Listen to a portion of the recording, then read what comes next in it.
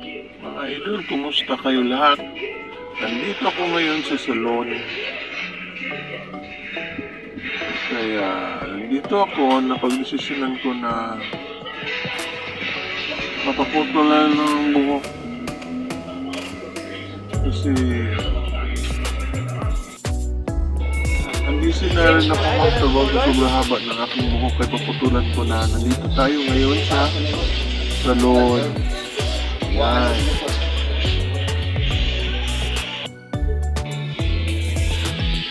Hindi ko alam kung anong style ba ng aking buhok. Si barbero nang bahala dyan. Yan. Gumaan ang buhok ko mga guys. Mga idol, gumaan. Parang malaking bagay na natanggal sa ulo ko.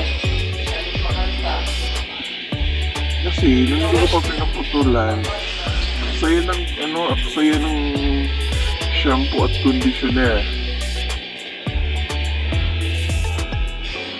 Kaya I decided na putulan na lang siya.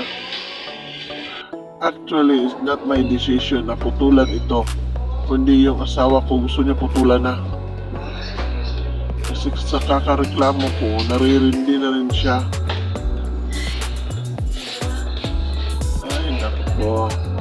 Ay, ang gaan ko ng aking buhok mga idol, no? Magaan talaga.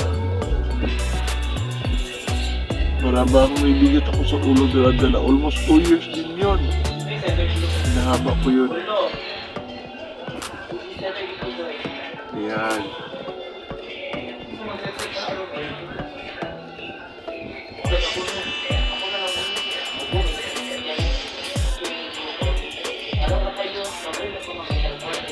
Tingnan natin ang finished product kung maganda ba ang resulta. Alam nyo na matiguang naman tayo guys. Matiguang ako. Kaya ika nga, pag matanda, hindi porke matanda na lang.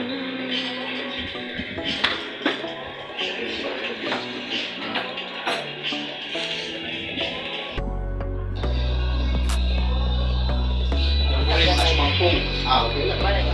Bayaw na.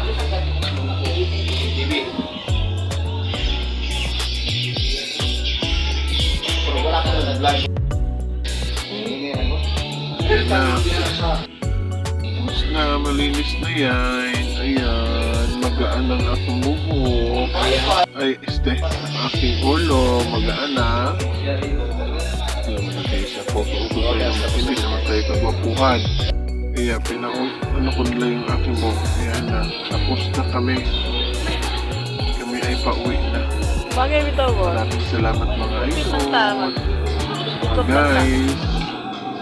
Sa ulitin. Bye! Thank you.